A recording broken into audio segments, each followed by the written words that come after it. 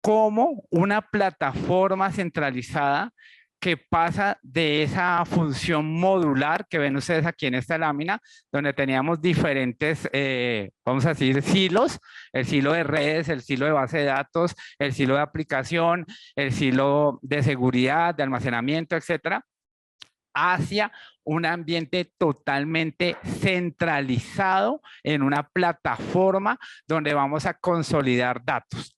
Y luego vamos a trabajar sobre esos datos para empezar a entregar funciones avanzadas. Me voy a saltar de esto que muchas veces ustedes conocían: monitoreo de red, administración de IP, monitoreo de llamadas VoIP, análisis de tráfico, temas de monitoreo de base de datos, de servidores, de aplicación, etcétera. Me voy a cambiar o vamos a cambiar ese paradigma de abordar cada uno de esos elementos o orígenes de datos como si fueran aislados para poder saltar a esto: observabilidad. ¿Han escuchado el término observabilidad? ¿Sí? ¿Alguno? ¿No? Observabilidad es tomar los datos, ¿sí?, que nos da el monitoreo y a través de machine learning, de inteligencia artificial, enriquecerlos para dar soluciones, para dar respuestas a las necesidades que tiene nuestra empresa. Vuelvo a decir, no solo el área de tecnología, no solo el administrador de red o el administrador de la base de datos, es toda la compañía que va a poder identificar desde diversas fuentes, orígenes de datos, realmente dónde están los problemas a nivel del proceso de TI, cómo puede optimizar, solucionar, mejorar esos procesos de TI y empezar a ser proactivo. Yo ya no vamos a apagar los incendios, no vamos a estar simplemente llegando como el bombero ya a última hora, sino que los vamos a prevenir utilizando algoritmos de machine learning, utilizando algoritmos de inteligencia artificial para que ellos mismos correlacionen esos datos de estas diversas fuentes, orígenes del monitoreo, los pongan en una única consola, en una única vista tableros y yo empiece a explorar sobre esos datos. Vuelvo a decir, el ejemplo más tradicional es cuando hay una falla en alguno de los elementos de TI, ¿qué hacemos? El Task Manager de Windows, ¿cierto? Y el otro administrador toma su herramienta, hace un PIN, otro administrador hace un telnet, etcétera, pero nadie hace soluciones, nadie responde las preguntas de por qué está fallando la plataforma, por qué está fallando el objeto de negocio de la compañía. Y allí es donde, vuelvo a decir, cambiamos ese paradigma en SolarWinds. Ya no somos herramientas de monitoreo, sino herramientas de observabilidad impulsadas, vuelvo a decir, por Machine Learning, inteligencia artificial, que toman esos datos, esos valores como el CPU, como la memoria, como el tiempo de respuesta, como la cantidad de llamadas, la cantidad de errores, y los va a correlacionar. Vamos a trabajar en algo, vamos a ver si me pasa por acá. Entonces dejó de funcionar, creo que tenemos un poco de interferencia. Si me ayudan con la próxima lámina, por favor. Vamos a empezar a unir esos puntos dispersos y darles un significado. Vamos a empezar, siguiente por favor, dale que si le puedes adelantar un par más, otra, y ahorita volvemos, ahí, a entender los caminos. Ese es el ejemplo que más nos gusta a nosotros. Herramientas de conducción, de navegación para conducción, por ejemplo en Bogotá, que el tráfico es bastante denso. Usualmente los que manejamos desde hace algún tiempo conocemos las calles, conocemos desvíos y son estos punticos que están del lado izquierdo, ¿sí? El monitoreo tradicional. Diferentes puntos, rutas, paradas, estaciones. Pero, oye, bueno, necesitamos llegar, como por ejemplo aquí esta mañana al restaurante, ¿cuál es la ruta más fácil? ¿Cuál es el camino con menos accidentes, desviaciones, obras de tráfico, etcétera? Allí es donde correlacionamos esos puntos y los convertimos en el lado, bueno, lado derecho en este momento para mí, la parte azul, la parte de observabilidad. Un camino recto, más fácil de seguir, que me va a ahorrar tiempo en ese desplazamiento. conectamos los datos a través de Machine Learning, inteligencia artificial, y damos una visibilidad más completa, una visibilidad avanzada de lo que está sucediendo en el monitoreo. Vuelvo a decir, pasamos de tener simplemente recolección de métricas aisladas, CPU, memoria, tiempos de respuesta y demás, a conectar todos los datos sobre cómo eso impacta a las plataformas de negocio, a las plataformas de tecnología, al negocio en general de la compañía, y vamos a poder entonces ayudarlos siendo proactivos, entendiendo crecimientos, consumos a futuro, en un año, en 6 meses, etcétera. Ese es el efecto de Data Driven. Tomar, organizar orígenes dispersos de datos, conectarlos y darles una representación que cualquiera pueda entender. No solo el área de TI, porque si ustedes usualmente le muestran un tablero como el que está aquí en naranja a un gerente, él les va a decir, no entiendo qué es eso, me está hablando en chino.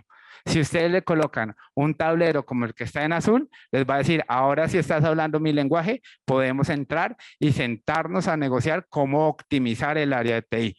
El área de TI es principal para todos los procesos de negocio de las compañías y queremos que sepan que SolarWinds está aquí para apoyarlos. SolarWinds y EDEA estamos aquí para apoyarlos a mejorar esos procesos y que se vea cómo a través del Machine Learning, de la inteligencia artificial que tienen nuestras herramientas, podemos llegar a mejorar todo el ciclo de desarrollo o funcionamiento, optimización alrededor de las soluciones.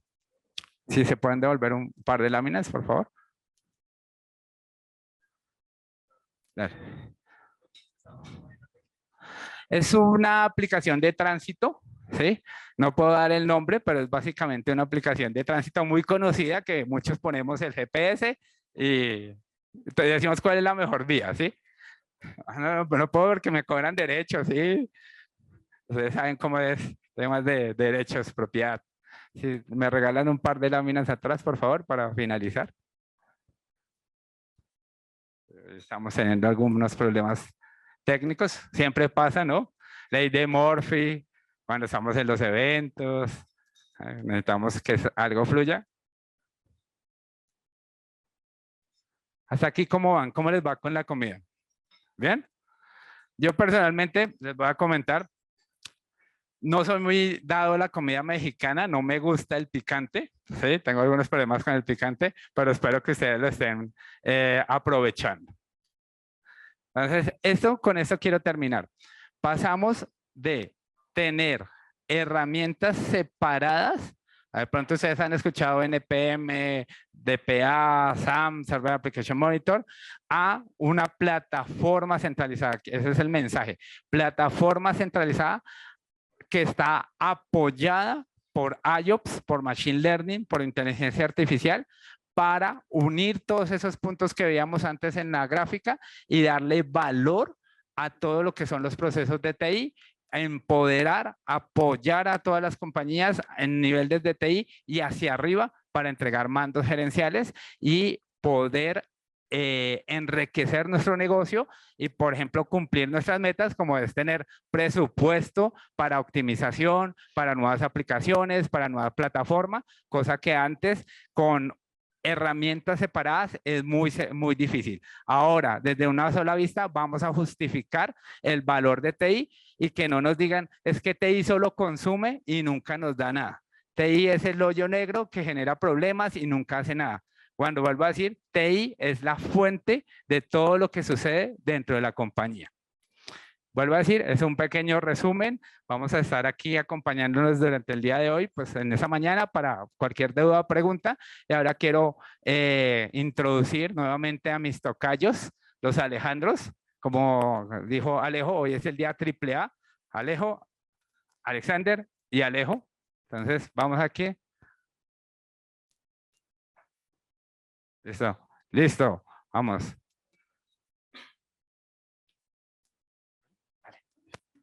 Bueno, un aplauso para Alexander, por favor.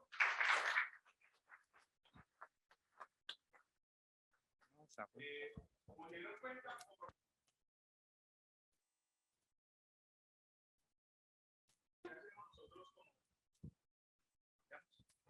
Pásate por la otra presentación.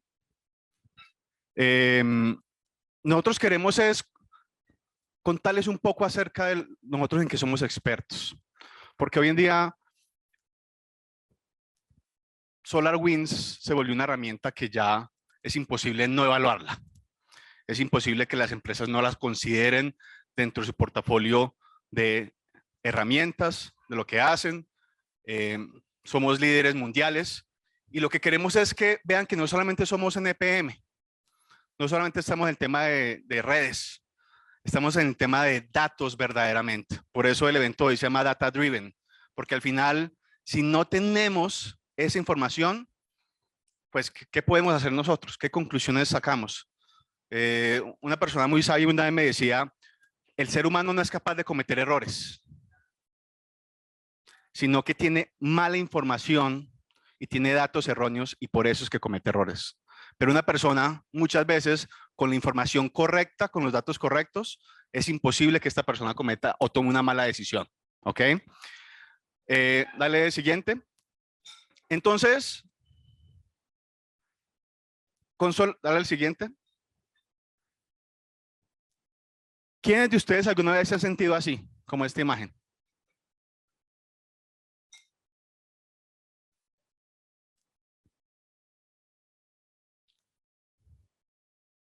El término, si cambia o no cambia. No alcanza. A ver, acá, tampoco. ¿Y el otro? Ah, ¿eso fui yo o fue usted? Bueno, yo te doy la cosa. Devuélvete por favor, Datablind. Atrás. ¿Sí? Pero no está pasando tampoco. Es que yo creo que aquí hay como un gap. No importa. Bueno, entonces, ¿quién alguna vez se ha sentido así? No tengo ni idea qué tengo. Tengo una cantidad de información que adicionalmente recolecto, ¿no? Recolectamos información, ahora sí. Eso dicen. Ah, ahora sí. Recolectamos información y recolectamos información y recolectamos información por si las moscas. ¿Quién de ustedes alguna vez les da bookmark o guardar una página de internet que después van a leer, ¿no? Algún día vamos a leer esta información. Algún día vamos a leer este artículo, ¿no? Algún día vamos a investigar. ¿Cuántos libros tienes por ahí comprados o en su Kindle? Hay muchos datos. Cada día la tecnología nos está ayudando a ver qué hacemos con esos datos. ¿Qué hacemos con esos datos? Y hoy, nuestras bases de datos, la información de la compañía, la información que arroja las herramientas, de todos los tipos de herramientas, de las aplicaciones, y todos tenemos unas famosas aplicaciones llamadas BI, ¿no? Y basado en esa BI sacamos unos reportes. Pero ahorita Alejandro Betancur nos va a hablar un poquitico acerca de cómo es ese camino a verdaderamente volvernos una empresa que esté enfocada en los datos. ¿Cómo podemos aprovecharla? ¿Qué hacemos con todo eso? ¿Cómo nos metemos en ese chicharrón? ¿Me entienden? Y es algo que adicionalmente, algo que está extremadamente de moda, que es la inteligencia artificial. ¿Vieron esta semana la imagen que se viralizó del Pentágono, de una explosión en el Pentágono? No sé si vieron. Ayer, imagínense que se creó una imagen con inteligencia artificial de una explosión en el Pentágono. Y el mercado cayó 0.5 puntos, el Shares and Pour, 5 billones de dólares se perdieron por una imagen falsa que se viralizó en internet. Y para que tenía una intención maligna, porque sabían que eso es lo que necesitaban, empujar el mercado para abajo. Y miren qué pasó hoy. Todos los mercados ayer terminaron, todos los mercados del mundo caídos, y hoy pre-market, que está a punto, acaba de abrir el mercado mundial, todo cayó. Entonces, están diciendo mucha gente dice, no tiene nada que ver la imagen. ¿Será que sí? ¿Será que no? ¿Será que fue un impulso en un abismo y una pequeña patadita? ¿Ok? Entonces, ¿cuándo estos datos que tenemos se vuelven inteligentes y cuándo simplemente son basura y están metidos ahí en el fondo? Entonces, de ahí viene ver qué hacemos con esos datos, cómo los compilamos, cómo los aprovechamos, cómo los recolectamos, qué hacemos con eso. Y puntualmente, eso es hoy en día lo que nuestras herramientas, especialmente nuestro módulo de Observability, es lo que está tratando de hacer. ¿Ok? Estamos viendo a ver cómo hacemos para coger ese monitoreo de nuestras herramientas. Y el monitoreo es muy importante todavía. ¿Ok? Hay personas, nosotros tenemos clientes que son empresas grandísimas y que de pronto todavía no se han montado en el mundo del monitoreo. Nadie de pronto que haya trabajado en otra empresa ha entrado y de repente no se dan cuenta del valor hasta que les pasa algo malo. ¿Me entiendes? Hasta que se les cae algo, hasta que pasó algo grave y de repente no, es que ustedes no pudieron identificar previamente cómo estaba pasando eso. Entonces, dentro del monitoreo, que está viendo todo el tema de disponibilidad, desempeño y capacidad, cuántos servidores tengo, están en línea, está conectado, las aplicaciones, todo está bien y estoy guardando información sobre eso. Entonces, de ahí viene el tema de ya lo que es el observability verdaderamente, que es el tema de las métricas que estoy midiendo, el tema del rastreo y el tema de los registros de toda esa información. Si yo ya empiezo a meterle el tema de machine learning a toda esta información, como decía Alexander, ya puede la máquina empezar a ver de repente coincidencias. ¿Qué coincidencias? Usualmente cuando pasa esto, ¿qué pasó? Y no solamente de sus empresas, sino de millones y billones y trillones de datos constantes por todas partes. Y finalmente eso es lo que nos da la observabilidad y lo que nos da la inteligencia. ¿Ok? Si no estamos montados dentro de una estrategia de datos y no estamos cuestionándonos, no solamente con nuestra herramienta de monitoreo, sino cualquier herramienta, ¿qué estamos haciendo con esos datos? Porque ¿cuántos de ustedes tienen teras y teras de información en la nube? Por si alguna vez las necesitamos analizar. Por si alguna vez las necesitamos evaluar para algo. Cada día, ¿se acuerdan cuando tener datos en la nube era barato? ¿Sí? Eso es baratísimo. Nos llegaban todos los Amazon Web Services, nos llegaban los Googles, nos llegaban los Azure diciendo, no, eso es baratísimo. Eso es un crimen no pasarse a la nube. Pero a medida que nos empezamos a pasar a la nube y que fuimos más flexibles con respecto a la cantidad de datos que manejábamos, ¿se acuerdan cuando la cuenta de Google le alcanzaba uno para años y años y años? ¿Quién le ha tocado ya hacer upgrades en sus cuentas porque ya las foticos de sus hijos, los videitos? Además estamos en un mundo de videos, ¿no? Todo es video ahora. Cada día más datos y más datos y más datos. Y guardemos y no borremos. Que eso hay almacenamiento, lo que quiera. ¿Me entienden? ¿Qué va a pasar con eso? ¿Se acuerda uno cuando antes de pronto del celular se le llenaba el celular? Y tocaba uno estar vaciándolo. Todavía algunos por ahí tienen su coquito que todavía se llena y toca vaciar para que funcione el WhatsApp. Pero cada día más estamos dejando que se acumule. Yo me acuerdo que yo juicioso borraba toda la información innecesaria y me metía a mirar las fotos y borraba todos los memes y todas las cosas. Ya, dejemos eso ahí. ¿Cuánto costará $1 million idea? Idea de $1.000.000. Una aplicación que reconozca todos los memes y te los borre. Creo que ya Google lo está por ahí con inteligencia artificial haciéndolo. Entonces, viene justamente eso.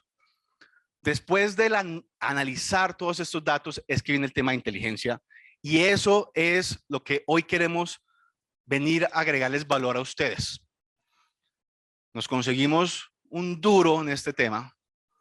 Y él me dijo, no, Alejo, yo tengo una charla increíble y vamos a ayudarle a las personas y a tus clientes y las empresas que ustedes con las que están manejando para que se monten un poquitico dentro de esto y entiendan un poco más a nivel corporativo cómo funciona este tema. Así que, por favor, démosle la bienvenida a Alejandro Betancourt de CLIM, Chief Data Officer de CLIM. Una bienvenida, por favor.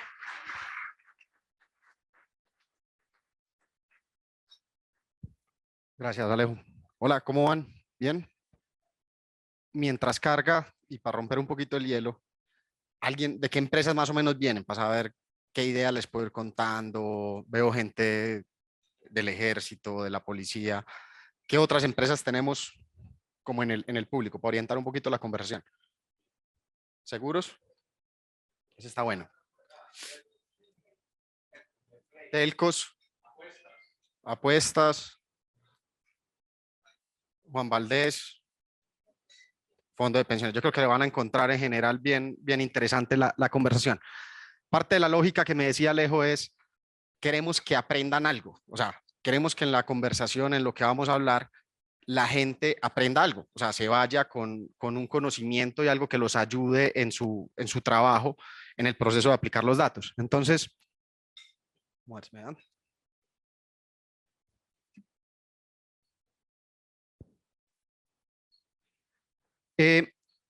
lo primero entonces a preguntar, y ahora esta pregunta cada vez se hace más difícil de responder, ¿qué es inteligencia artificial? Digo que cada vez se hace más difícil de responder porque hoy cada día estamos expuestos a más herramientas de inteligencia artificial.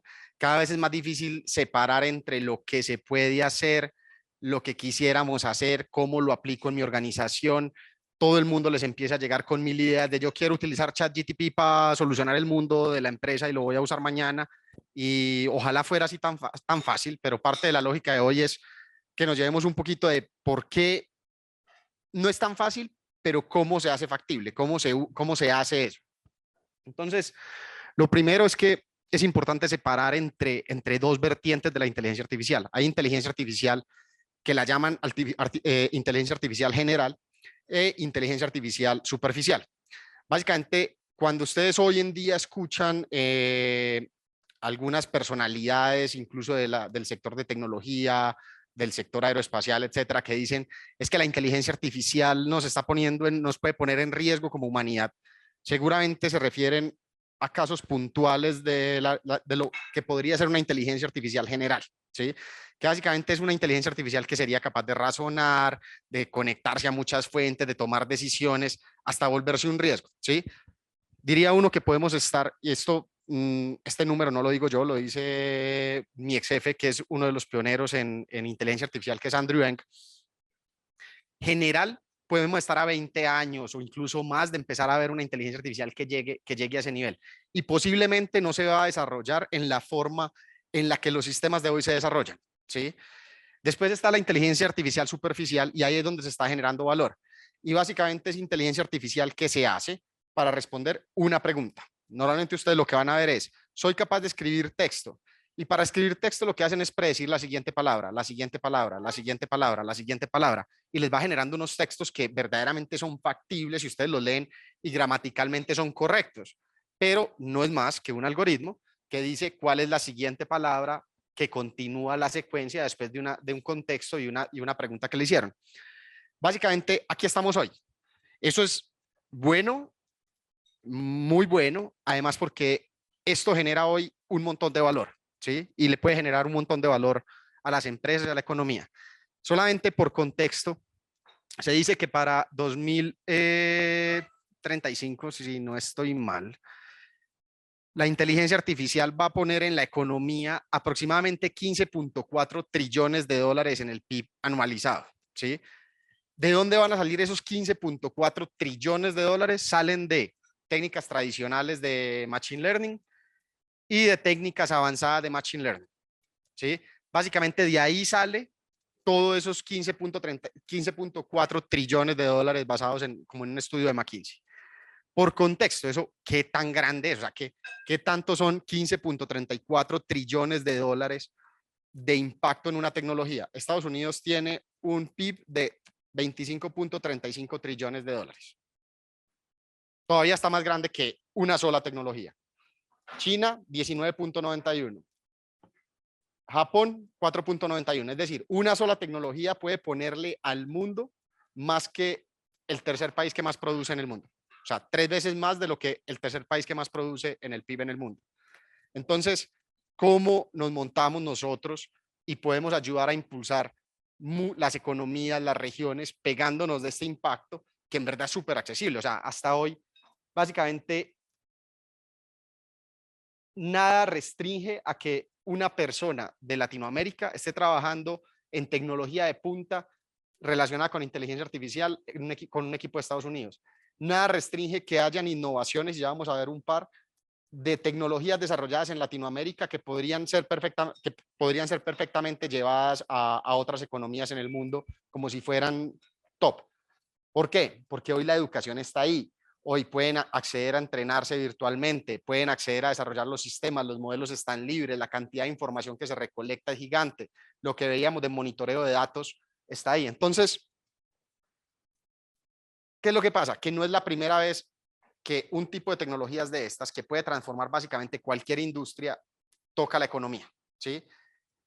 Lo que pasa es que lo tenemos que hacer bien. En los 90s no significaba que todo mall o toda retail con una página de internet era un e-commerce.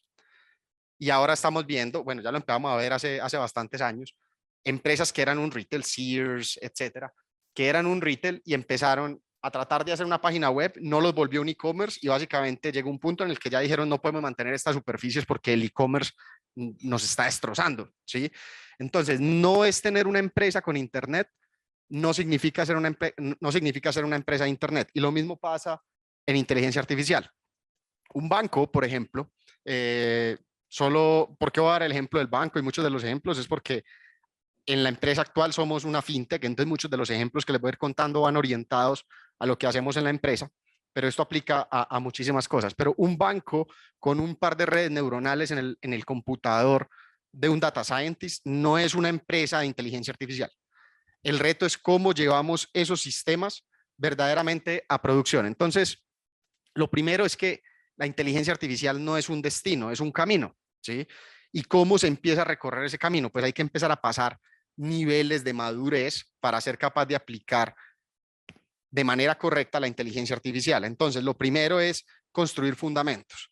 Hablaban ahorita de recogimos muchos datos y cómo usamos los datos. Efectivamente, empezar a recoger esa información de una manera estratégica es una forma de crear fundamentos. Cómo organizar las bases de datos, dónde almacenarlos, que la gente los tenga disponibles, que se puedan consumir desde tableros, que con ellos se puedan empezar a explorar algunas de esas preguntas puntuales que hablábamos. Lo segundo es comenzar a preguntarse qué pasó hacia atrás. Entonces, ya que tengo los datos, yo voy y miro, falló la red, ok, ¿qué pasó que falló la red? Hay unos eventos en cierta región del país. ¿Qué pasó, mirando la información, que empezó a generar la posibilidad de que esos eventos sucedieran? Después, ¿cómo pasó? Entonces, ahora que ya sabemos qué pasó, es cuáles fueron las características que habían alrededor del evento que permitieron que ese evento sucediera. Y así podemos irnos ya después a un poco más avanzado, en donde ya no solamente decimos qué pasó y cómo pasó, sino cuándo va a pasar y qué va a pasar. Entonces nos pasamos de una estrategia que es muy mirando hacia atrás y procesando la información a tratar de predecir cuándo estamos a punto de que algo pase. Solamente por irme en la línea de ejemplos de ahorita, nosotros podemos coger los sensores que tenemos en nuestra infraestructura, ¿sí? Y mirar, algo pasó, pero podemos predecir que algo va a pasar en los próximos 15 días. Podemos predecir, un ejemplo en petróleo, podemos predecir que un pozo petrolero va a dejar de producir o puede tener una falla en los próximos 15 días. Si lo logramos predecir con 15 días de anticipación, seguramente ya no mandamos a alguien a que arregle el pozo, sino mandamos a alguien a que haga un mantenimiento preventivo que permita que esos 15 días de falla, bueno, que el tiempo de falla nunca suceda, lo cual hace que las empresas que lo empiecen a poner a funcionar de esta forma, pues seguramente van a sacar un valor. Otro ejemplo en la zona financiera, podemos predecir, o en la zona de riesgos y seguros, de hecho lo usa bastante. Básicamente, ¿cuál es la probabilidad de que algo malo le pase a esta persona? Es una predicción que busca saber desde mucho antes qué es lo que le va a pasar para tomar decisiones con eso, hacer un mejor pricing, tomar unas mejores decisiones de producto y estrategias. Después de eso, es donde para mí el tema se empieza a volver generación de valor duro y maduro. Es cómo hacemos para pasarnos de analizar la información a generar funcionalidades. Entonces, ¿cómo hacemos para que en lugar de tener un reporte de Excel que me dice cuál es la probabilidad de que alguien se enferme y con eso ponerle un pricing para que un cliente 8 o 15 días después reciba una oferta, cómo hacemos para que él pueda entrar en un sistema y utilizando esta misma tecnología, en cuestión de minutos pueda tener una respuesta del pricing y de su propuesta de seguros, por ejemplo, o pueda tener una propuesta de su estrategia de financiación, de crédito, unos límites de crédito, de una manera completamente integrada en los sistemas que se tienen.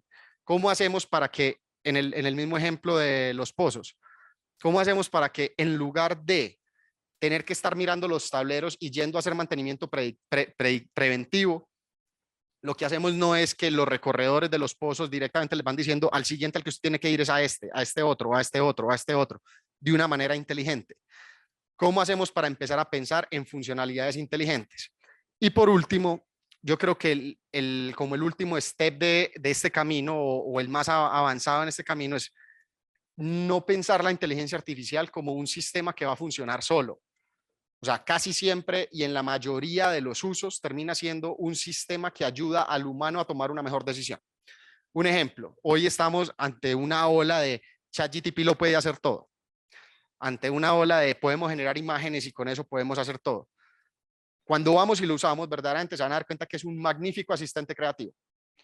Es perfecto. O sea, si queremos escribir un documento, si queremos hacer un post, si queremos generar unas diapositivas.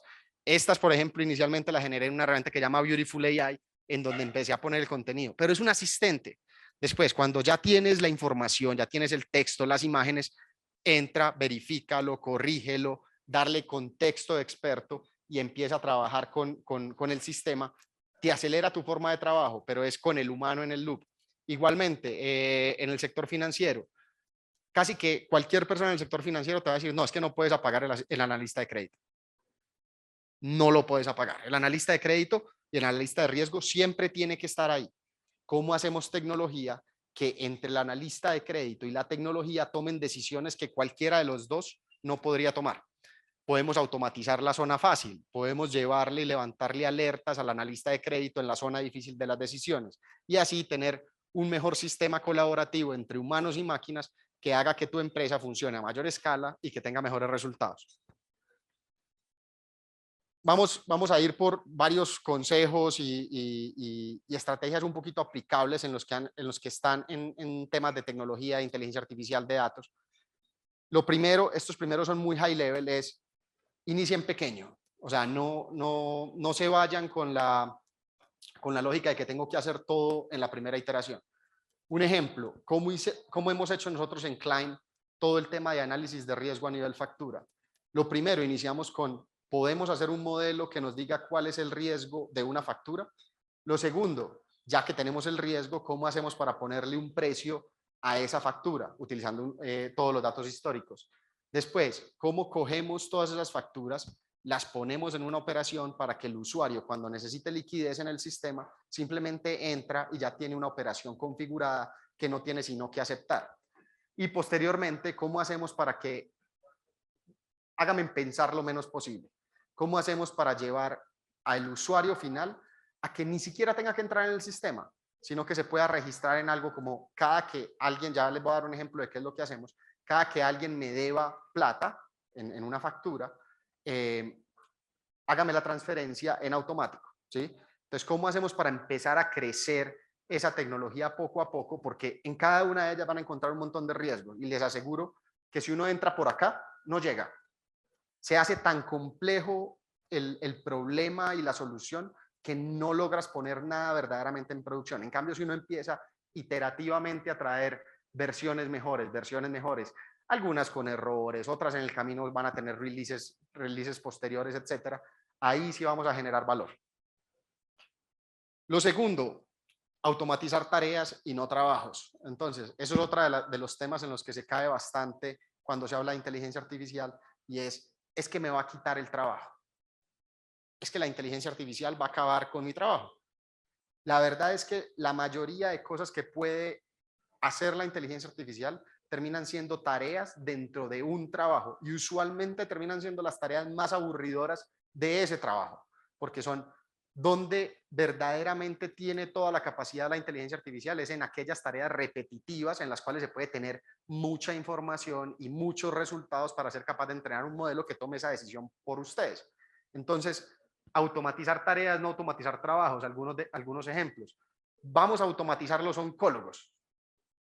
es que el oncólogo no solo mira imágenes. Claro, podemos analizar y entregar recomendaciones de un gran volumen de información de imágenes diagnósticas.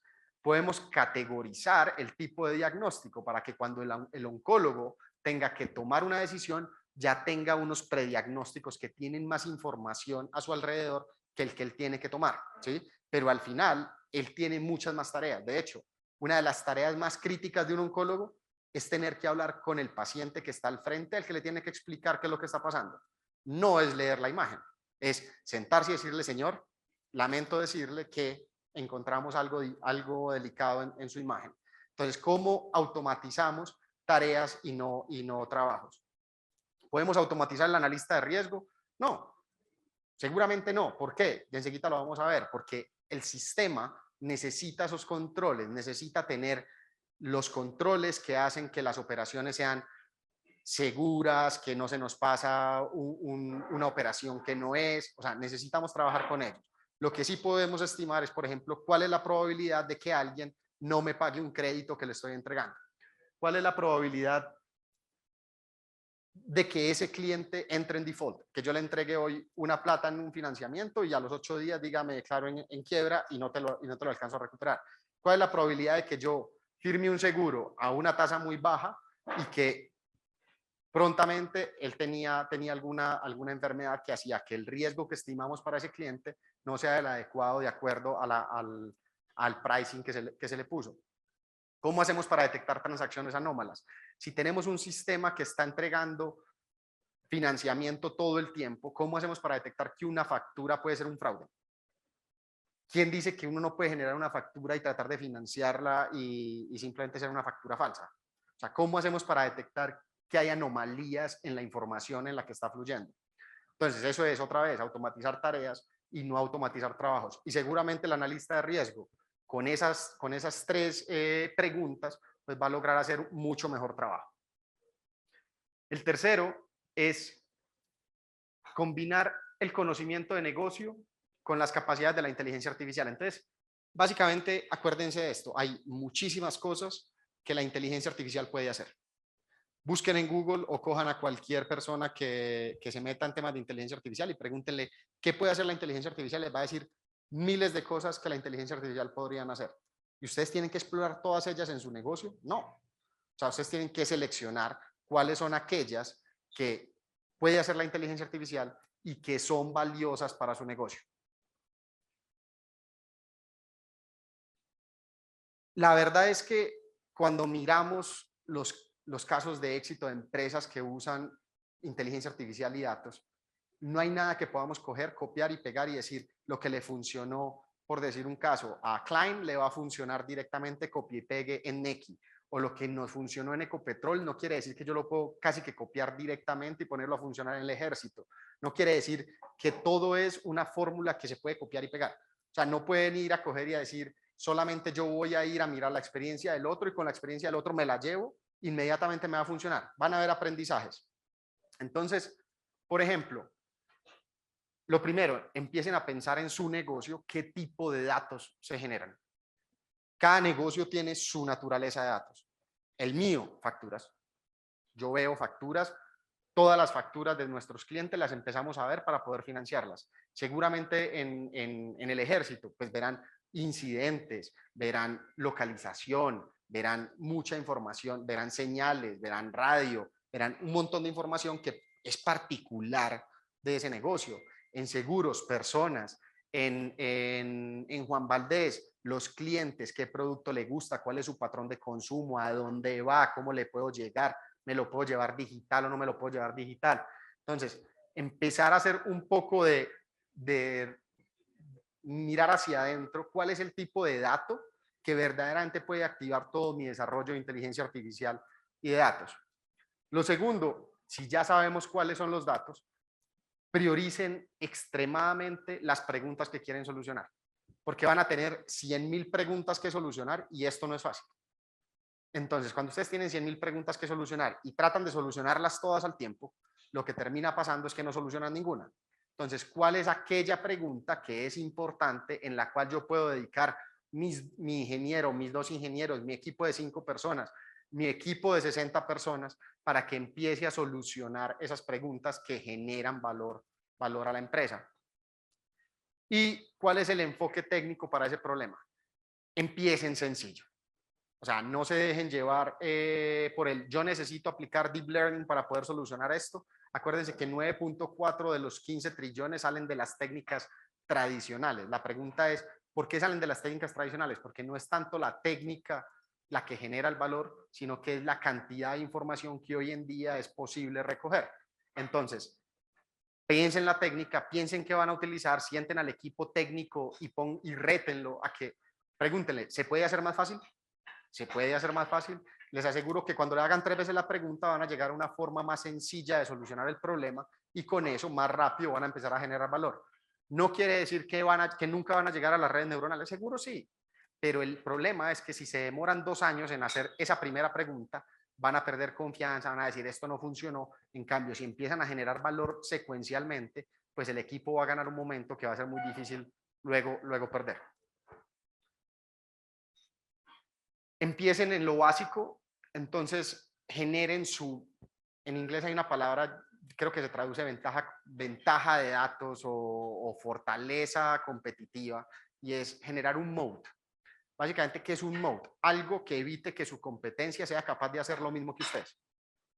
Si ustedes tienen y normalmente se lo van a encontrar en el tipo de información que ustedes diseñaron para recoger, que su competencia no fue capaz de diseñarla. Si ustedes fueron capaces de recoger cierta información que hacía que entender un cliente fuera factible, la competencia después va a estar 2 años por detrás de ustedes tratando de recoger la información para poder entrenar el modelo que ustedes lograron entrenar porque diseñaron qué variables recoger. Generen el moat. Si ya sabemos qué tipo de datos, cómo los guardamos, qué tipo de preguntas vamos a solucionar, empecemos a organizarlos de tal forma que se convierta en nuestro aliado estratégico para que el otro, si quiere llegar a donde nosotros estemos, le toque llevar 2 o 3 años llegar a ese punto.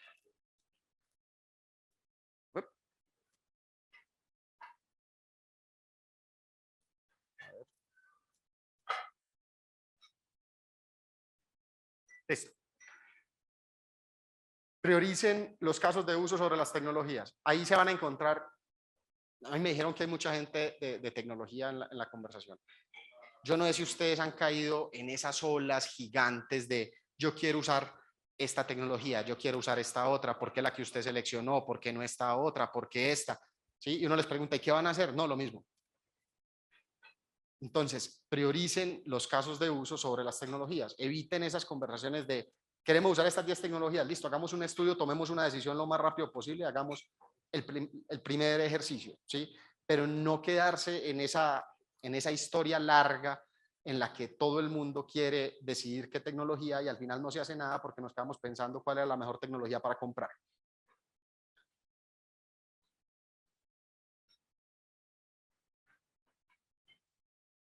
Y los modelos los modelos son solo el 10% de los casos del caso de éxito. Es decir, el 90% de las aplicaciones de inteligencia artificial fracasan porque se concentran únicamente en los modelos. Más o menos ese es como el ratio. Si se concentran demasiado en el modelo, lo que van a terminar es con un sistema que corre en local, pero que no solucionó ningún problema y no fue capaz de llevarse a producción.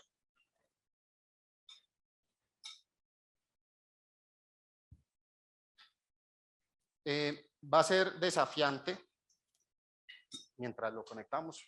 Miren si lo pueden conectar, yo les voy diciendo de a poco. Entonces va a ser un camino súper desafiante. Démosle ahí. Me quedé sin pointer, entonces de a poquitos. Y estos son algunos de los retos que van a encontrar. La forma tradicional de hacer las cosas va a buscar detenerlos, básicamente. Ustedes van a encontrar que tienen una forma que tiene mejor resultado, que cuando lo miran en los datos da mejor, que es capaz de predecir bajo ciertas condiciones, pero de todas formas el statu quo y los procesos de adopción van a ser difíciles. Por ejemplo, no solamente es tener un sistema, es capaz de lograr que las áreas de negocio adopten el sistema y lo pongan en uso. O sea, que sean capaces de tomar decisiones todos los días con ese sistema. Lo segundo, ser capaz de cambiar las prácticas de la industria. Ya lo habíamos hablado. Es muy difícil cambiar las prácticas, por ejemplo, a la toma de decisiones sobre riesgo. Es bien complejo. ¿Por qué? Porque se diseñó toda una industria alrededor de una estrategia para tomar decisiones que ha dado resultados. Lo que pasa es que pueden tener mejores resultados y eso va a ser difícil de romperlo. Y el marco regulatorio también va a estar en sus primeros pasos. Entonces ustedes en estos días, por ejemplo, van a estar escuchando que hay mucha conversación en cómo regulamos los desarrollos de inteligencia artificial, ¿sí? Y la cantidad de intereses alrededor de regular o no regular son gigantes. Un ejemplo, la semana pasada estaba Sam Altman en el Congreso de Estados Unidos, que fue la empresa que montó ChatGPT, diciendo, necesito que nos regulen. Pues claro, o sea, yo ya monté el sistema, hoy logré poner en riesgo a Google. Yo quiero que me regulen porque no quiero que nadie de los que está intentando desarrollar mi competencia llegue tan rápido como yo, ¿sí? Esa es como parte de la lógica. Otra es, verdaderamente puede existir algo y hay aplicaciones como la que contaban ahorita, una imagen que se generó con fines maliciosos puede tener impacto. O sea, creo que hay en ambos espectros hay razones para pedir que se regule más fuerte, para pedir que no se regule, pero de todas formas es importante ser parte de la conversación sobre la regulación, sobre todo la gente que está metida en esto tiene que ser parte de la regulación, porque no puede ser una regulación que lo que termine haciendo es completamente restringir la innovación, porque entonces una tecnología que puede generar mucho valor en las economías, mucho valor en las regiones, puede terminar siendo restringida porque se tomaron decisiones que no estaban estudiadas solamente por el temor a que algo sucediera. Sálganse un poco del hype, o sea, está bien, es bien interesante, pónganse a leer sobre inteligencia artificial y se van a dar cuenta la cantidad de aplicaciones y temas por hacer y lo interesante que es, pero tengan en cuenta que casi nada hoy en inteligencia artificial es out of the box, o sea, casi nada es, llega un proveedor, te lo compro, lo pongo a funcionar, el otro día, boom, multipliqué mi empresa. No funciona así, necesita trabajo, necesita ir a hacer integraciones con tus datos, ser capaz de entrenar los modelos en tus datos, tener un sistema que está maduro, ponerlo a correr para que el resto de tus sistemas se integren con ese sistema. Entonces no crean mucho en el out of the box, pero sí es posible ponerlo a funcionar. Inicien simple, iteren, lo que hablábamos, iniciar de pequeño, y se volvió demasiado chiquito. Yo no lo puse tan chiquito. Mira, creo que es un tema posiblemente del formato. Investigación versus desarrollo. Siempre sepan, está bien hacer investigación. De hecho, un ejemplo, yo soy investigador originalmente, ¿sí? Y otra cosa es desarrollo.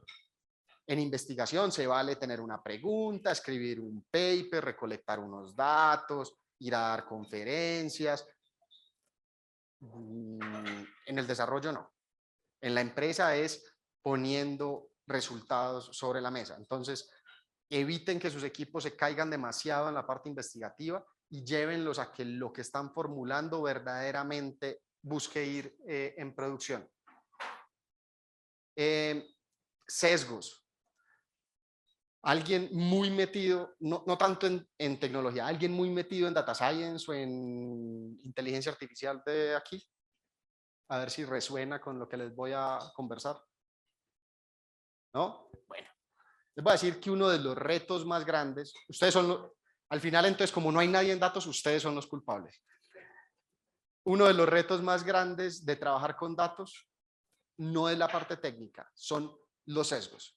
Son las hipótesis que uno se hace sobre lo que puede estar ocasionando un problema.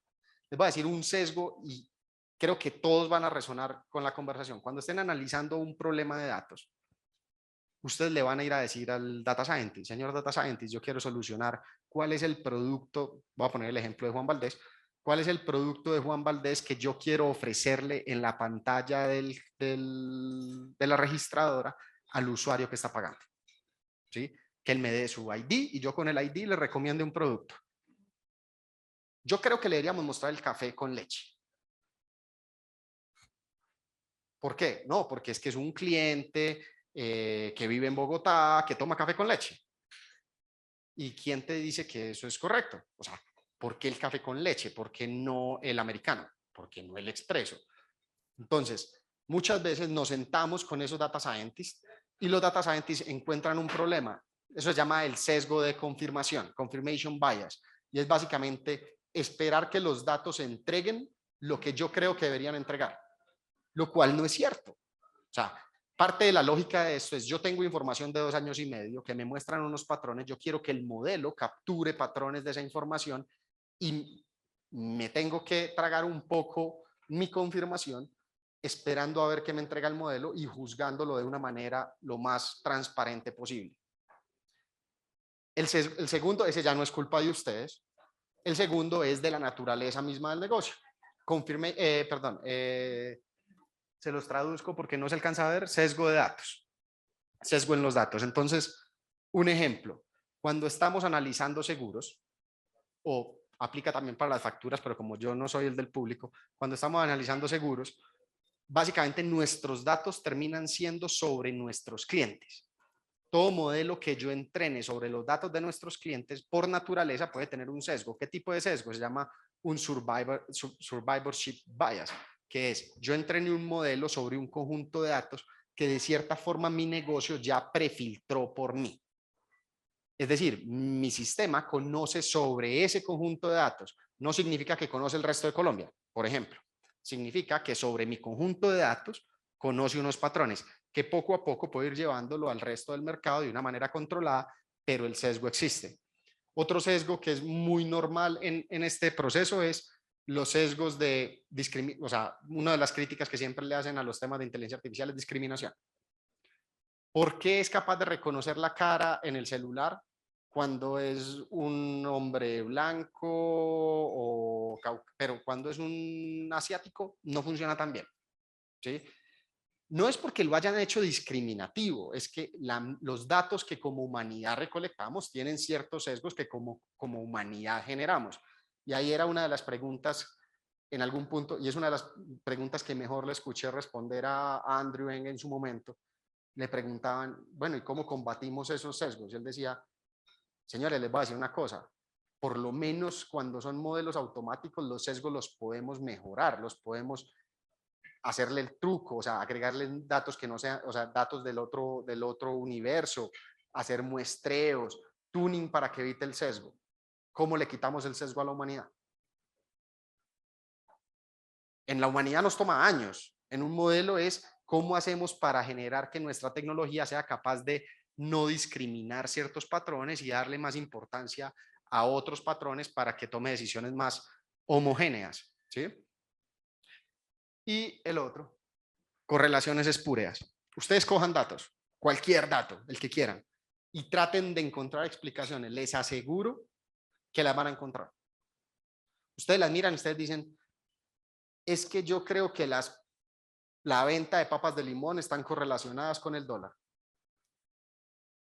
Pues sí, la tendencia pareciera que sí, no quiere decir que las papas de limón afecten el precio del dólar, por decir algo. Entonces, cuando miran los datos, uno como humano es muy bueno encontrando patrones, incluso si no existen. O sea, hay un ejercicio de correlaciones espúreas que dice, usted toma unos puntos aleatoriamente tirados en el espacio y los humanos le encuentran patrones. Ah, es que hay una agrupación aquí. No, técnicamente se tiraron uniformemente, o sea, aleatoriamente en el espacio, pero nuestro cerebro evolucionó para ser capaz de encontrar patrones. ¿Por qué? Porque sobrevivimos a punta de los patrones. Nosotros usamos heurísticas en el cerebro para tomar decisiones. Entonces, todo lo que miremos en los datos le vamos a encontrar patrones y muchas de esas cosas van a tener una cosa que llama correlaciones espúreas, que son simplemente percepción que como humanos fuimos capaces de encontrar. Combinen eso, correlaciones espúreas con el sesgo de confirmación y tienen una sopa súper peligrosa para los procesos de data science, porque es, yo encontré un patrón, me lo creí y quiero que el modelo me lo diga. Y solamente miré una observación. Yo en esa observación dije que las papas y el dólar estaban correlacionadas. Si el modelo no me dice que las papas y el dólar están correlacionados, el modelo está mal.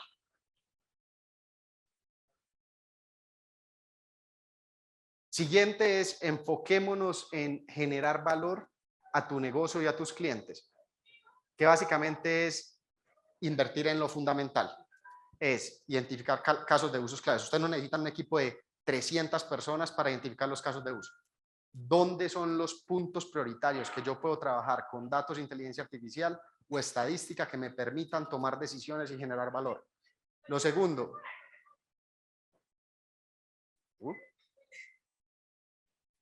me quedé en un loop ahí bien extraño. Ya. Lo segundo, priorizar por el valor generado. Tienen 3 iniciativas, pues seleccionen aquella que más valor le va a dar, aquellas que mejoran la experiencia de usuario de sus clientes. No es mentira, me estoy ahí. Y diseñen su equipo. Muchas veces lo que yo he visto en muchas organizaciones es, queremos trabajar con datos, contratemos 160 data scientists. Y trabajamos con datos. 6 meses después, 5 data scientists en la empresa. Un año después, ningún data scientist en la empresa. ¿Por qué? Porque no solamente es el data scientist. Diseñemos el equipo. Les voy a contar un ejemplo de cómo está diseñado el equipo en Climb. El equipo de Climb es 60% data engineers, que básicamente son desarrolladores de software que lo que hacen es mover la información de un lado a otro para poder tener monitoreo, para poder entender la información, para poderla poner en tableros. 20% inteligencia de negocio. Entonces, de 60 personas, el 20% de gente cogiendo esos datos y poniéndolos en tableros para que las áreas de negocio tomen decisiones. 10% temas de calidad de datos y de monitoreo de la información. Y solo el 10% del equipo total son data scientists. Y hay veces nos sentamos con el equipo y decimos, ¿y cuál es la siguiente pregunta? El equipo de data science, yo soy de background más en esa zona, pero tenemos un problema. Siempre queremos estar haciendo modelos. Siempre. Un data scientist siempre les va a decir, yo quiero hacer un modelo. Y cuando termina el modelo, dice, ¿y cuál es el siguiente modelo? Y al siguiente modelo, el tercer modelo. Y nunca puso ninguno en producción. Entonces, a esos data scientists los tenemos que llevar a, venga, no solamente es hacer el modelo en su computador, es hacer el modelo, ponerlo en producción y ser capaz de volverlo un feature. Y para eso tenemos que diseñar los equipos.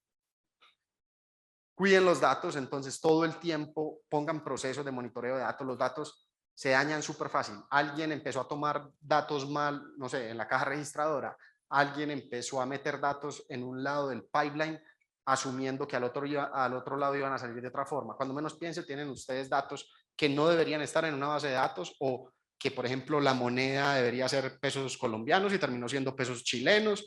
¿Y qué pasó? ¿Cierto? Si no lo estamos monitoreando, sus datos empiezan a degradar, y en el momento en el que se degradan los datos, es bien difícil limpiarlos y corregirlos, y además de ahí para abajo empieza a afectar sus modelos, sus sistemas, etc.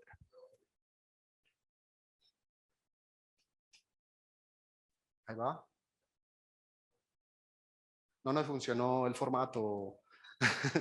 yo lo mandamos ayer por WhatsApp y posiblemente en WhatsApp se nos distrajo el tema. Promuevan su uso, entonces traten de hacer que los equipos usen la información, y ahí se van a encontrar un poquito del sesgo. ¿Dónde veo yo que uno puede promover mucho los usos? Yo creo que deberíamos hacer tal cosa. Show me the data. ¿Qué dicen los datos? No, pero es que ¿por qué no subimos en 10 personas el equipo del negocio 1 en lugar del equipo del negocio 2? Porque es que el mío es el equipo 1 y es el que más margen da, es el que más clientes tiene, verdaderamente tiene un cuello de botella que no sea capaz de solucionar con el equipo que hoy tiene. Show me the data. Hay una frase que dice, solo confío en Dios, para todo lo demás, muéstreme los datos. Y es, no confiemos tanto en la intuición, sino si tenemos información, pidámosle y forcemos a los equipos a que vengan con un análisis básico de la información que soporte sus argumentos. Eso poco a poco genera una cultura de usar la información. Obsesiónense con ir en producción, entonces no permitan que sus equipos se quede en el notebook, en el computador del data scientist. Obsesiónense con que eso se vuelva un feature. Si no hay esa obsesión, pasan años y nada va a haber pasado. O sea, si no hay alguien, créanme, si no hay alguien en la aseguradora, si no hay alguien en Juan Valdez, si no hay alguien en el ejército, jodiendo todos los días para que las cosas pasen a producción y se empiecen a usar, nadie lo va a hacer. Y la empresa los va a tratar de llevar a que no se haga, porque es que las empresas tienen una inercia. O sea, las empresas dicen, yo lo hago así, llevo 50 años haciéndolo, ¿por qué tengo que empezar a usar los datos? Si no hay alguien empoderado, parado todos los días, empujando, usémoslo, cómo ponemos esto, este feature, mire, le muestro, venga, hágale, miremoslo, hagámoslo un piloto, un POC, eso nunca va a pasar. Lo segundo, cuando ya tengan el intenso va a necesitar herramientas. Ustedes tienen un modelo, ese modelo ponerlo en producción, hay una rama como de inteligencia artificial que se llama Machine Learning Operations, va relacionado con lo que hablaban de DevOps en el campo de Machine Learning, y es cómo se pone un modelo para que esté prediciendo 24/7. Les voy a decir una cosa. Cuando yo llegué a Climb, a mí me dijeron, necesitamos un modelo que diga el riesgo de una factura. Y yo le dije, si yo le entrego un modelo que me diga el riesgo de una factura, usted me va a echar al año. No, pues ¿cómo así? Sí, porque es que el reto no es tener el modelo que diga el riesgo de una factura, no, es tener un modelo 24/7 respondiendo el 98% de las facturas en menos de un minuto al otro lado del sistema funcionando. Y eso es mucho más complejo que escribir un modelo. Esa estrategia de poder tener esos modelos en producción se llama Machine Learning Operations, y básicamente es una desviación de la misma forma de DevOps. DevOps se enfoca en cómo hacemos para desplegar nuestros sistemas de una manera rápida, controlada, a pocos clics, probadas. MLOps básicamente busca lo mismo, y ya que tenemos un modelo, cómo hacemos para desplegarlo, mantenerlo, reentrenarlo, ser capaz de reemplazar una versión por otra de una manera mucho más rápida y sin demasiada interacción humana. Y ahí sí. Y midan el valor. Entonces, ya lo pusieron a funcionar, empiecen a encontrar métricas que les permitan saber si el modelo se está usando, cada cuánto se usa, cuál es la permeación en el negocio, porque ahí es donde ustedes empiezan a construir sobre lo construido.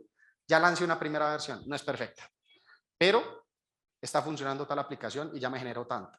Y en ese momento, para mí, ganaron posiblemente el paso más difícil, ya lo rompieron, y es generaron lo que uno llamaría una puerta de salida para siguientes versiones de su sistema. Un ejemplo, ChatGPT en verdad salió en la versión 2 y salió hace más o menos 4 años. No pasó nada. Nadie habló de ChatGPT. Después sacaron la versión 3.5. Y el truco, el shift, no fue que tenían un modelo mucho mejor que el que tenían hace 2 años. No, el shift es que hicieron un producto donde la gente lo podía usar. Y la gente empezó a decir, no, es que no es tan bueno, es que si yo le pregunto que por qué esa mata es roja, él me dice que la mata es roja. Si yo le pregunto que por qué se suma mejor en una calculadora cuentahuevos que en el computador, él argumenta de una manera gramaticalmente correcta que es mejor sumar en la cuentahuevos que en el computador. Después sacan la 4, después sacan la 4.5, después empiezan a crecer los modelos, después empiezan a agregarle plugins, después lo conectan a internet. El truco, entonces el cambio, el punto de inflexión es cuando hicieron un producto por el cual podían empezar a mandar actualizaciones. Ahí es donde yo creo que está la primera gran ganancia, y es en el momento en el que ya hay un sistema que se puede actualizar y mejorar continuamente con mejores versiones de los modelos. Usualmente la gente se queda al revés. La gente termina siempre en ¿cómo hago para tener un modelo perfecto antes de intentarlo en producción? Siempre falla, siempre, porque el modelo perfecto no existe. Lo que pasa es que hay modelos que se pueden utilizar y generan valor, pero el modelo perfecto no existe. ¿Qué hacemos en Climb? Entonces, para atar un poquito todo esto, les quiero contar un poco qué hacemos en Climb, cómo eso genera y por qué les estoy hablando desde Climb. Y una de las preguntas que normalmente me hacen es, ¿yo por qué dejé de trabajar con Andrew Ng y me vine a Climb? Y fue por los datos, por el tipo de información. Entonces, lo primero, hoy tenemos un sistema que tiene más de 2.000 proveedores en el sistema, es capaz de financiar en Chile, Colombia, Brasil, México, es multimoneda y tenemos 70 programas funcionando en la plataforma, ¿sí? Pero eso no es lo interesante, les quiero contar qué hacemos. Entonces, el flujo de arriba es, yo les hablé que mi mundo eran las facturas, o sea, que en este momento todas mis aplicaciones terminan siendo de las facturas. Básicamente, ¿qué es lo que sucede? Hoy las facturas básicamente van a través del facturador electrónico y del facturador electrónico van a la DIAN. Eso antes no existía. Antes una factura era un papelito que a usted le daban aquí, y usted decía 15.000 pesos y usted pagaba los 15.000 pesos y ya. Pero básicamente en Chile hace 15 años iniciaron el primer sistema de facturación electrónica aparte del chino. Lo que pasa es que los chinos siempre van más avanzados, pero Chile es como el primer país no China que empezó con el tema de facturación electrónica. ¿Por qué lo iniciaron? Para poder cobrar impuestos. Esa es la razón verdadera de por qué inició Chile el proceso de facturación electrónica.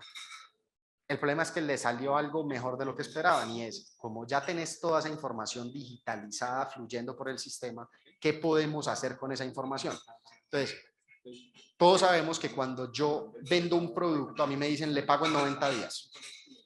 Entonces, yo tengo una línea de manufactura, que le manufactura, voy a decir algo, los uniformes del ejército al ejército. Yo genero un lote de uniformes y les digo, señores, aquí están los uniformes perfectos, usted me debe 400 millones de pesos. Efectivamente, la economía como funciona es el ejército llega y me dice, perfecto, en 90 días le hago el pago. Yo como el que desarrolla los uniformes, en ese momento me quedo, ¿cuánto dije que valían? 400 millones, ¿no? En ese momento me quedé con 400 millones de pesos congelados por 90 días con los cuales no puedo hacer nada. ¿Sí?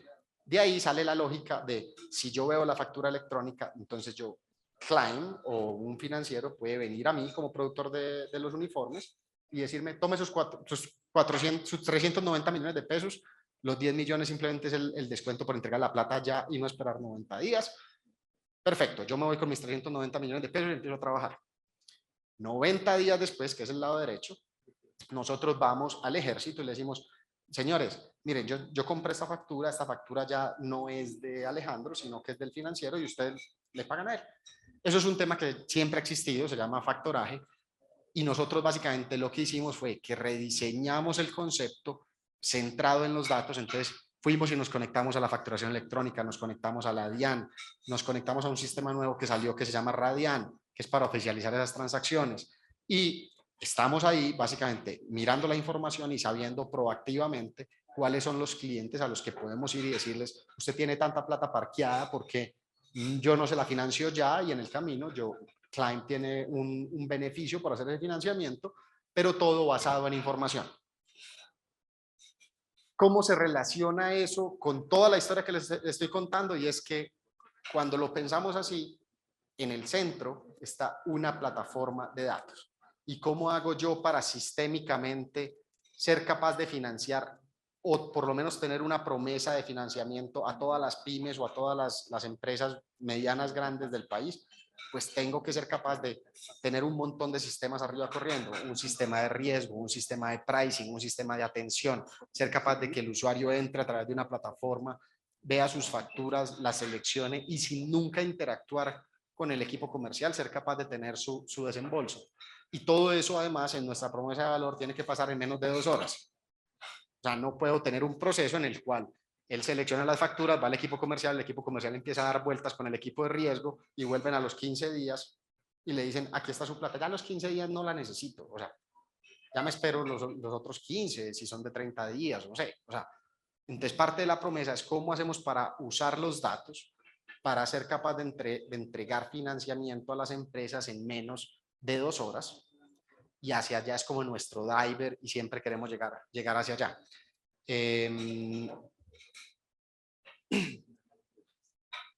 Esta me gustaba con animación, pero básicamente lo que termina pasando y por qué esto genera un montón de información es, Climb está en el centro de un ecosistema en donde hay relaciones comerciales, cada nodito de eso representa una relación comercial y el objetivo y lo que les quiero mostrar es que al final las economías se construyen como un grafo de información. Cada nodo de nuestro círculo de empresas expone a través de su facturación electrónica aproximadamente 200 nodos adicionales. Eso es un crecimiento exponencial de la información que hace que generamos básicamente lo que les contaba, que es un moat de información. Es perfectamente factible. Yo no estoy diciendo que nadie puede hacer algo parecido a lo que nosotros hacemos. La diferencia es que hay 3 o 4 años de información transaccional con la cual ya podemos usar para entrenar nuestros modelos que permitan entregar el mejor servicio a nuestros clientes. Solamente cerrando, esto es encadenando con el inicio de la presentación, fue un camino, creo que no hemos terminado, falta muchísimo, faltan muchos despliegues, salidas nuevas del sistema, pero básicamente empezamos con los fundamentos, empezamos a poner una estrategia de inteligencia de negocios, después de una estrategia de inteligencia de negocios empezamos a perfilar nuestros clientes, a hacer modelos de riesgo, a hacer modelos de pricing, posteriormente hicimos flujos futuros, entonces hicimos pronósticos de cuánto va a ser la emisión en los próximos 90 días de una empresa, cogimos toda esa información con los flujos futuros, básicamente es un límite, y con ese límite hicimos unas operaciones automáticas que los equipos, o sea, el usuario final puede entrar directamente y aceptar, o en colaboración con el equipo comercial y el equipo de riesgo pueden hacer que esas operaciones fluyan. Hoy estamos en estamos en Colombia, México, Chile, Brasil, pero el mensaje aquí es, hay poquitas cosas en las que Latinoamérica está por delante del resto del mundo. Facturación electrónica es una de esas. Seguramente hay más. La pregunta es, tenemos que estar siempre mirando dónde está la información en la que hoy Latinoamérica está por delante. Nosotros a veces le contamos esta historia en Estados Unidos y nos dicen, ¿y cómo es posible que la innovación se está dando en un país latinoamericano? Pues que en Estados Unidos la factura es una servilleta con un número, literal. O sea, lo más parecido a facturación electrónica en Estados Unidos son los sistemas de pagos. Entonces nosotros ahora incluso hemos estado pensando cómo hacemos para llevar este negocio sistémicamente de financiamiento de cadenas de suministro a una economía en donde no hay facturación electrónica, pero hay una estrategia de pagos. Explotemos esos 15 años que hay por delante. Y les voy a decir, no solamente son los 15 años en facturación electrónica, es que hoy todos los estudiantes, los data scientists, el SENA, los estudiantes de pregrado del colegio, pueden estudiar inteligencia artificial, pueden entrar a Coursera, a Udemy, hacer un curso, de ahí empezar a crecer, hacer sus primeros modelos, meterse a las competencias que son gratis en internet, hacer un primer modelo con datos reales, empezar a ganar esa experiencia y de un momento a otro pueden estar trabajando perfectamente en una empresa latinoamericana que está haciendo tecnología de punta o en una empresa americana que también está trabajando en temas de inteligencia artificial. Estamos en una ventaja competitiva. Creo que nuestra ventaja es estar pensando en multipaís, multimoneda y hay un crecimiento exponencial de la información. Si se quieren llevar algo, lo voy a adelantar para que el slide se vea completo. Si se quieren llevar algo de la charla para la casa, son estas tres cosas. Lo primero es la inteligencia artificial está generando un gran valor en todas las industrias y va a generar mucho más valor en todas las industrias. Es ya, ¿sí? Es el momento perfecto. Salten, inícienlo, contraten gente de datos, empiecen a trabajar con ellos, ayúdenlos a llegar a las preguntas correctas de negocio, llévenlos a que las preguntas que solucionen son las correctas y sigan buenas prácticas para lograrlo. No se dejen llevar por el camino fácil porque el camino fácil no existe, pero verdaderamente se puede generar mucho valor con esta tecnología.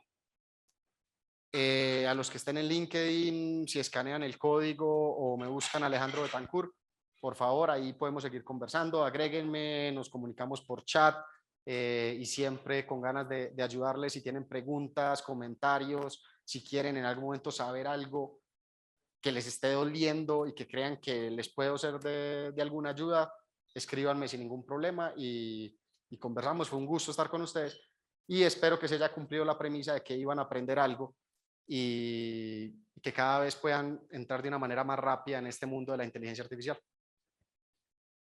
Muchas gracias. Aló, aló. Quédate, que vamos a hacer una rondita de preguntas, ¿ok? Entonces, bueno, pues la verdad yo sí aprendí mucho. Yo creo que aclaró muchas dudas con respecto a cómo meternos en este mundo.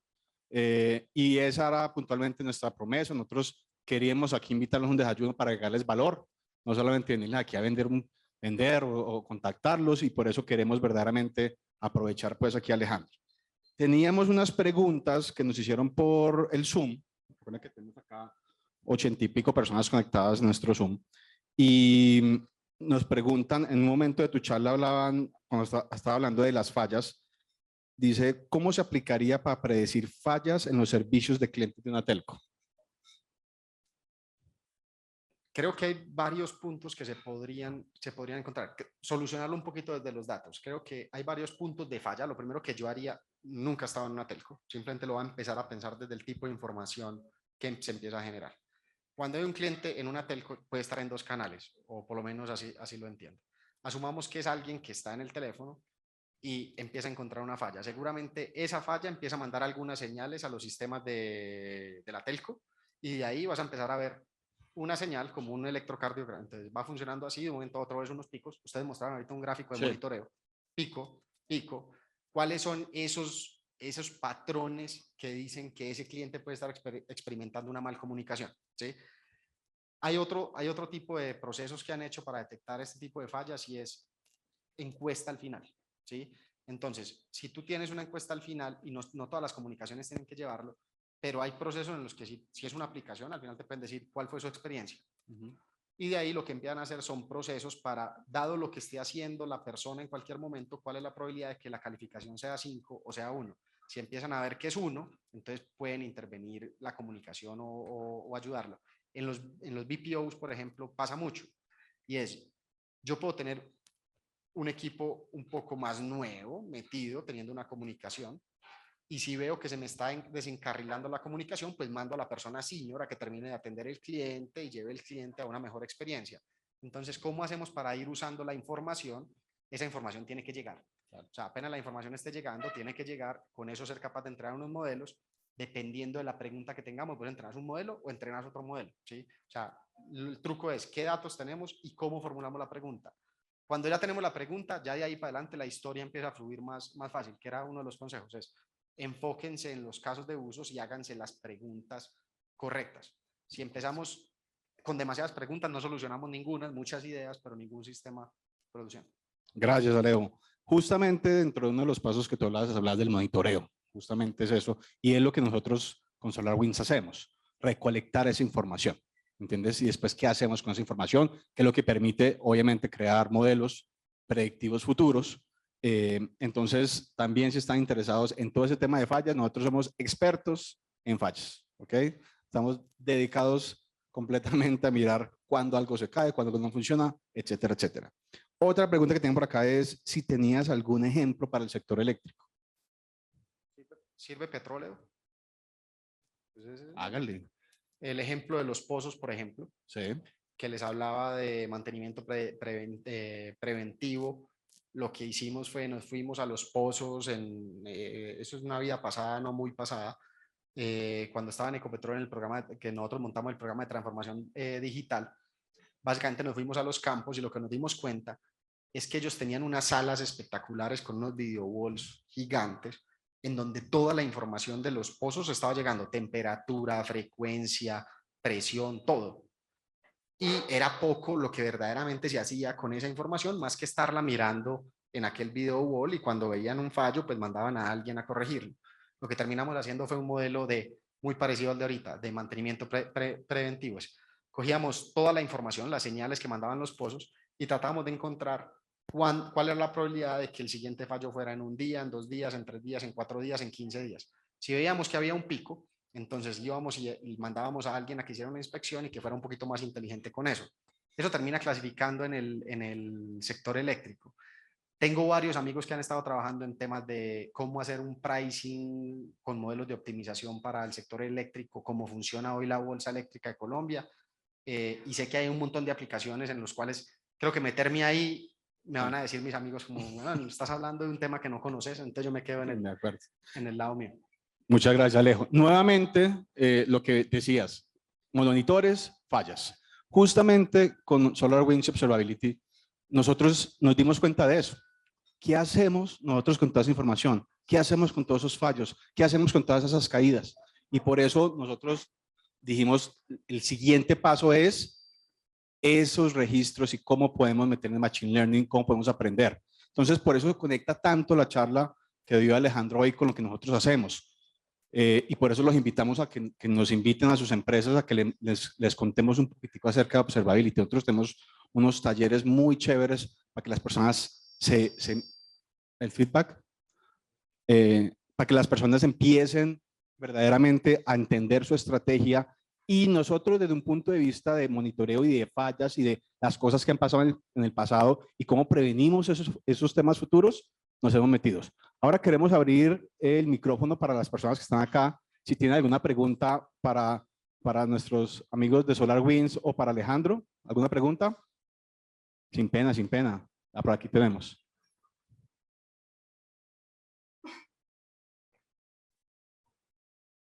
Buenos días. Mi pregunta es sobre la autorremediación. Si bien SolarWinds tiene varias plataformas que detectan monitoreo, pueden ejecutar acciones, pero en cuanto a autorremediación y toma de estadísticas para poder generar esa inteligencia artificial, ¿esto lo podemos hacer con Observability? ¿Tu nombre y empresa? Carlos Hernández de Effective. Bueno, vamos a bajarle aquí un poquito. Gracias. Sí, el tema de Observability es que toma Machine Learning para, vamos a decir, generar una línea base, un modelo de comportamiento, como te estabas hablando, y empezar a identificar, oye, basado en la tendencia que tienes, probablemente vas a tener una falla o un consumo elevado o te vas a quedar sin un recurso en X momento del tiempo. Para evitar eso, podemos llegar a generar unas tareas como reiniciar servicios, aumentar espacio en una máquina virtual, ejecutar un script X de remediación. Entonces, esa es la gran ventaja que tiene ahora nuestro enfoque de observability dentro de la plataforma de SolarWinds. Utilizar Machine Learning, IOPS, para generar la predicción de cuándo va a suceder el evento y poder ejecutar una tarea para evitarlo o para resolverlo si llega a presentarse. Perfecto, muchas gracias. ¿Alguna otra pregunta? Por acá, por acá. Sin pena, aprovechen, aprovechen. Bueno, entonces, muchísimas gracias, en serio, Alejandro, Alexander, un aplauso para ellos, por favor. Y ahora seguimos con lo que ustedes están esperando, ¿sí o no? Bueno, ¿comieron rico? ¿Comieron rico? ¿Estaba rico? ¿Un poquito picante? A mí, yo me piqué un poquito, yo soy malo para el picante, pero estuvo rico, ¿no? Por ahí creo que ya les van a dar algo adicional. Entonces, bueno, si quieren siguen por allá y vamos ahorita a pasar ya a la parte final. Yo puedo participar por la figura del Lego, ¿no? Tiene que conectarse al Zoom y conteste la encuesta si quiere. Pero conéctese con su esposa, con su hijo, algo así de una. Bueno, entonces, ¿alguien falta por llenar la encuesta aquí presencial? ¿Ya todos llenaron la encuesta? Sí. ¿Falta alguien? A ver si a la mano, ¿no? Corra. Bueno, mientras tanto, nos pasamos al otro slide, por favor. Bueno, para las personas virtuales, entonces aquí ya termina la transmisión con ustedes de nuestra parte. Ya los vamos a dejar con Andrés y con Gina. Y recuerde que va a participar por no el Mandalorian, porque el Mandalorian se agotó, pero vamos por el Boba Fett, porque la vez pasada vimos el Mandalorian. Entonces van a participar. Acuérdense de contestar la encuesta, la que está saliendo ahorita en sus pantallas, para que por favor escaneen. Si pueden poner en el chat también el link de la encuesta y asegúrense de participar. Vamos a dar unos minuticos para que terminen de contestar en el streaming y participen, ¿ok? Fijo por aquí alguien ya conectado en el Zoom tratando de participar por el Lego también, ¿no? Ya nos imagino estos ingenieros. Bueno, pasamos a la otra presentación, por favor. Mientras terminan entonces acá, ¿quién de ustedes alguna vez ha sentido con respecto a sus proveedores de TI con esta bolita? No, devuélvete al otro, por favor. Ah, bueno. ¿Quién se ha sentido así? Devuélvete a la bolita.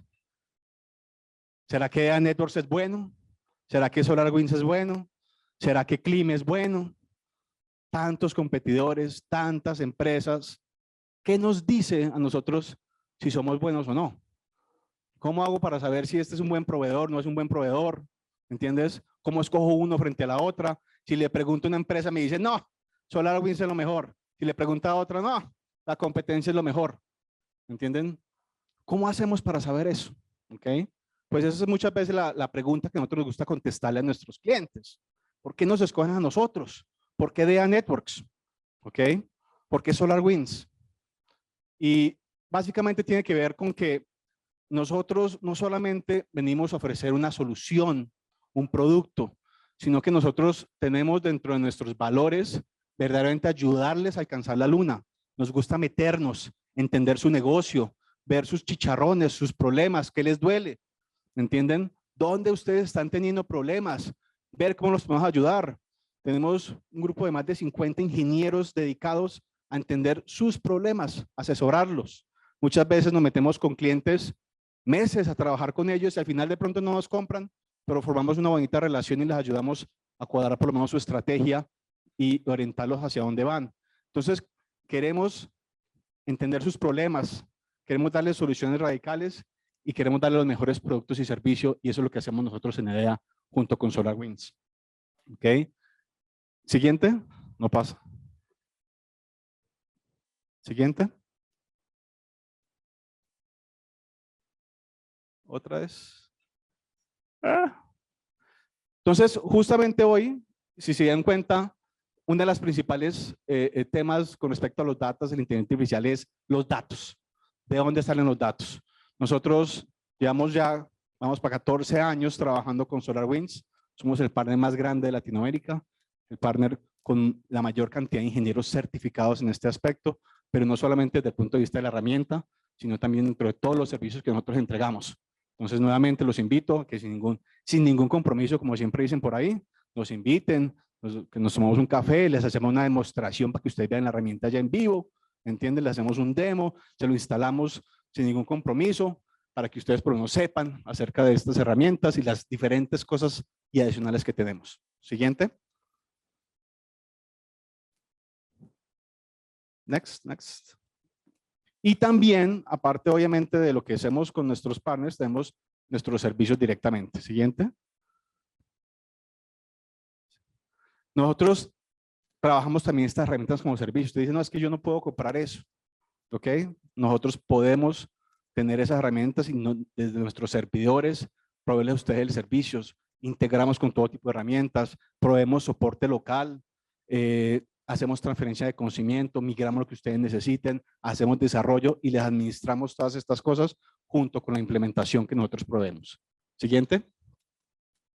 ¿Y por qué nosotros? Pues primero porque tenemos la mayor cantidad de clientes en Latinoamérica, tenemos muchísima experiencia, tenemos una plataforma que es probada y confiable a nivel mundial, constantemente estamos creciendo. Ahorita justo tenemos una buena noticia y es que aparte del viaje Andicom que estamos rifando, nosotros estamos ahorita abriendo oficinas en México a partir del siguiente mes. La próxima semana viajamos a México y vamos a estar participando en el evento en México presencial de América Digital, que también tiene las sesiones, es una boleta de $500, la parte virtual. Vamos a estar rifando también una entrada gratis para las personas aparte de lo de Andicom aquí en Cartagena. Así que también vamos a rifar aquí para las personas presenciales una entrada para el evento virtual de América Digital en México, que tienen una serie de speakers increíbles para que también se puedan conectar y tener esas memorias y todo lo demás. Entonces, estamos creciendo. Nosotros ya Colombia se nos quedó chiquito, ya tenemos clientes por toda Latinoamérica. Nos dimos cuenta que en México, con la cantidad de clientes, ya era hora de estar local. Entonces, ya nos van a ver por toda Latinoamérica. Y ese es el nivel de compromiso que tenemos nosotros en seguir expandiendo y cubriendo más mercados a medida que ustedes como empresas también se van expandiendo por Latinoamérica.